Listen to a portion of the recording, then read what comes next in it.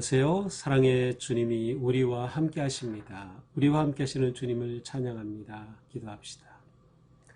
주님 감사합니다. 오늘도 주님의 은혜 안에서 저희들을 불러주시고 또 저희들은 주님의 부르심에 기쁨으로 응답하며 이렇게 말씀을 사모하는 자리에 섰습니다. 오늘도 주님 주실 말씀을 기대합니다. 주님의 말씀이 저희들을 세우고 성장하게 하고 승리하게 하고 모든 역경을 이기게 하시는 하나님의 능력임을 믿습니다. 주님, 오늘도 우리의 심령을 말씀으로 새롭게 하시고 강건케 하여 주시며 말씀 위에 단단히 서서 삶의 모든 위기와 역경과 어려움도 넉넉히 이겨낼 수 있도록 함께하여 주시옵소서. 예수님 이름으로 기도합니다. 아멘. 오늘 말씀은 요한일서 2장 1절에서 11절입니다. 나의 자녀들아, 내가 이것을 너희에게 쓰면 너희로 죄를 범하지 않게 하려 함이라. 만일 누가 죄를 범하여도 아버지 앞에서 우리에게 대언자가 있으니 곧 의로우신 예수 그리스도시라. 그는 우리 죄를 위한 화목제물이니 우리만 위할 뿐 아니요 온 세상의 죄를 위하심이라. 우리가 그의 계명을 지키면 이로써 우리가 그를 아는 줄로 알 것이요 그를 아노라 하고 그의 계명을 지키지 아니하는 자는 거짓말하는 자요 진리가 그 속에 있지 아니하되 누구든지 그의 말씀을 지키는 자는 하나님의 사랑이 참으로 그 속에서 온전하게 되었나니 이로써 우리가 그의 안에 있는 줄을 아노라. 그의 안에 산다고 하는 자는 그가 행하시는 대로 자기도 행할지니라. 사랑하는 자들아, 내가 새 계명을 너희에게 쓰는 것이 아니라 너희가 처음부터 가진 옛 계명이니 이 계명은 너희가 들은 바 말씀이거니와 다시 내가 너에게 새 계명을 쓰노니 그에게와 너희에게도 참된 것이라. 이는 어둠이 지나고 참 빛이 벌써 비침이니라. 빛 가운데 있다 하면서 그 형제를 미워하는 자는 지금까지 어둠에 있는 자예요. 그의 형제를 사랑하는 자는 빛 가운데 거하여 자기 속에 거리낌이 없으나 그의 형제를 미워하는 자는 어둠에 있고 또 어둠에 행하며 갈 곳을 알지 못하나니 이는 그 어둠이 그의 눈을 멀게 하였습니다. 아멘. 자, 우리 믿음의 삶은 하나님과의 사귐인 것을 말씀한 요한은 이제 우리가 어떻게 그 하나님과 계속해서 이 사귐의 삶을 잘 살아갈 수 있을지를 말씀합니다. 1절입니다. 나의 자녀들아, 내가 이것을 너희에게 쓰면 너희로 죄를 범하지 않게 하려 함이라. 자, 앞에서도 이것을 쓰는 것은 그들에게 사귐 있게 하려 함이라 하고 했는데 여기서 이것을 너에게 쓰면 너희로 죄를 범하지 않게 하려 함이라. 자, 여기서 요한 사도는 지금 죄에 관해서 말씀합니다. 왜 죄를 지금 말씀하시는 걸까요? 이것은 하나님과 사귐이 있는 사랑의 관계는 죄가 깨뜨립니다. 그 사랑의 관계 사이에 죄가 들어오면 하나님과 멀어지고요. 사귐이 깨어집니다. 관계가 깨어지는 거예요. 그래서 이 죄의 문제를 반드시 다뤄야 하기 때문이죠. 자, 그런데 우리가 죄를 짓지 않습니까? 우리는 누구나 죄를 짓습니다. 행동으로가 아니라 할지라도 설령 우리는 마음으로 생각으로 죄를 짓죠. 자, 그렇다면 우리는 어떻게 해야 합니까? 그래서 1절에 말씀하죠. 만일 누가 죄를 범하여도, 만일 우리가 죄를 범하여도 하나님 앞에서 우리에게 대언자가 있으니, 자, 우리가 죄를 범했어요. 이 문제를 해결해야 되는데 어떻게 합니까? 우리가 하나님께 어떻게 나갑니까? 죄인인 우리가 온전하고 거룩하신 하나님 앞에 나아갈 수 없어요. 그래서 우리를 위한 대언자가 계시다. 그래서 대언자라는 단어는 파라클레토스인데 이것은 그 요한복음에서 보혜사라고 번역된 단어입니다. 옆에 계신 분이란 뜻인데 오늘 우리 성경에서는 대언자라고 번역이 됐어요. 보혜사죠. 자, 예수님이 우리의 보혜사입니다. 우리를 위해 하나님과 우리 사이에서 중보 역할을 해주시면서 나아갈 길을 잘 가이드해 주시는 거예요. 우리 곁에서 우리를 잡아주시는 거예요. 예수님이 보혜사죠. 성령님은 또 다른 보혜사입니다.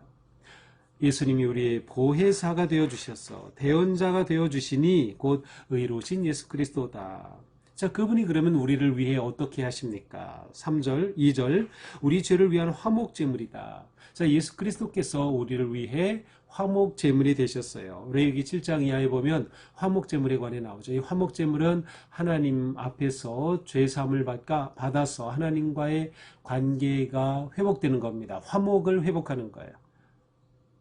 하나님과 평화의 관계가 회복되는데, 이 화목제물을 드릴 때 하나님께 제물을 드릴 뿐만 아니라 또한 드린 제물 가운데서는 온 가족이, 심지어 이웃까지 불러서 그 화목제물로 드린 모든 제물을 다 먹어야 했어요. 결국 화목제물의 초점은 하나님과의 그 회복뿐만 아니라 사람과의 관계도 회복된다는 그런 의미가 담겨 있는 거죠. 예수님이 우리를 위한 화목제물이 되셨어요. 그래서 우리 죄가 예수 그리스도의 화목제물 되심을 통해 사함을 받게 되는 거죠. 자, 하나님이 우리를 용서해 주심으로 우리는 사함을 받고 죄 씻음 받아 하나님과 계속 사랑의 관계를 맺고 살 수 있는 거죠. 사귐의 시간을, 사귐의 삶을 살게 되는 거죠. 우리가 그의 계명을 지키면 이로써 우리가 그를 아는 줄로 알 것이요. 자, 이렇게 우리가 하나님의 말씀대로 살고 계명을 지키고 하나님의 뜻대로 살아가면, 우리가 잘못할 경우에 죄를 범하면 이렇게 화목제물 대신 주님께 나와 사함을 받고 이렇게 살아가게 될 때, 우리가 하나님과 아주 친밀한 관계에 있구나. 그래서 우리가 그를 안다는 것은 아주 깊이 아는 거예요. 우리가 하나님을 안다. 하나님도 우리를 아신다는 것을 드러내는 거죠. 그런데 4절, 그의 계명을 지키지 아니하는 자는 거짓말하는 자요. 자, 나는 하나님을 믿습니다, 예수님을 믿습니다 하면서도, 하나님 안에 있다고 하면서도 막상 계명을 지키지 않아요. 무슨 계명일까요? 그렇죠. 사랑의 삶이죠. 사랑의 삶을 살지 않으면, 계명을 지키지 않으면 진리가 그 속에 있지 않는 것이다. 그는 나는 하나님 믿는다 설령 말할지라도 그는 하나님의 사랑의 관계 밖에 있다. 어둠에 있는 거죠. 죽음의 영역에 있는 사람이다라는 겁니다. 5절, 누구든지 그의 말씀을 지키는 자는 하나님의 사랑이 참으로 그 속에서 온전하게 되나니, 하나님의 말씀과 계명을 지킬 때 하나님의 사랑이 우리 안에서 온전하게 된다. 이로써 우리가 그의 안에 있는 줄 아느니라. 이렇게 계명을 지킬 때 우리는 정말 하나님 안에 있다라는 것을 알게 되는 거죠. 그의 안에 산다고 하는 자는 그가 행하시는 대로 자기도 행할지니라. 하나님 안에 있다라고 말하는 사람이라면 그는 그가 행하시는 대로 자기도 행할지니라. 그분이, 주님께서, 그리스도께서 우리에게 보여주신 대로 하는 거예요. 곧 그분을 닮아가는 거죠. 그분을 따라가는 겁니다. 성령의 인도하심을 또한 따라가는 거예요. 자, 그러므로 그리스도께서는 우리를 위해서 이 놀라운 계명을 주신 겁니다. 7절에 사랑하는 자들아, 내가 새 계명을 너희에게 쓰는 것이 아니라 너희가 처음부터 가진 옛 계명이니 이 옛 계명은 너희가 들은 바 말씀이거니와. 자, 옛 계명 구약의 말씀이죠. 여기에 핵심은 뭐예요? 하나님을 사랑하라, 10계명 이웃을 사랑하라 라는 말씀이 있는 겁니다. 그런데 8절에 내가 너희에게 새 계명을 쓰노니 그에게와 너희에게도 참된 것이라. 이는 어둠이 지나고 참 빛이 벌써 비칩니다. 그런데 앞에서는 새 계명을 너희에게 쓰는 게 아니다 라고 했어요. 왜냐하면 이미 주신 말씀 계명에도 사랑의 말씀이 있기 때문이죠. 자, 그런데 이번에는 새 계명을 쓴다고 말씀하셔요. 그러면서 어둠이 지나고 참 빛이 벌써 비친다. 빛 가운데 있다 하면서 그 형제를 미워하는 자는 지금까지 어둠에 있는 자다. 자, 이제 구약과 다른 것은 예수님께서 우리 가운데 오셔서 참 빛이 되어주셨죠. 참 진리와 생명이 되어주셨어요. 그래서 우리는 예수 그리스도 안에서 참 빛을 찾았고, 예수 그리스도의 십자가의 은혜로 말미암아 대속의 보혈로 인하여서 우리는 하나님과 계속해서 사랑의 사귐의 삶을 살 수 있게 된 거예요. 그래서 새 계명입니다.